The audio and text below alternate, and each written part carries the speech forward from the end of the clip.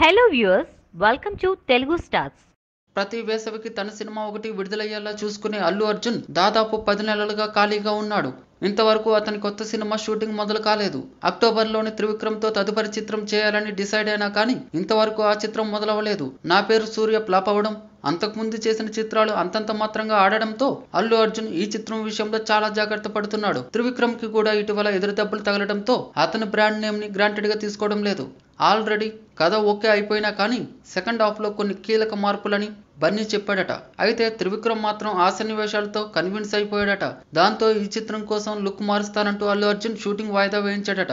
తాను లుక్ మార్చుకుని వచ్చేలోగా మరోసారి సెకండ్ హాఫ్ ని రీరైట్ చేయమని కోరాడట. త్రివిక్రమ్ కి కథపై ఎక్కువ సమయం గడపడం అలవాట్లేదు. ఎన్నిసార్లు చెక్కినా ఇంతే ఉంటుందనే తీరు. కానీ అల్లు అర్జున్ మాత్రం అలా సర్దుకుపోవడానికి సిద్ధంగా లేడు.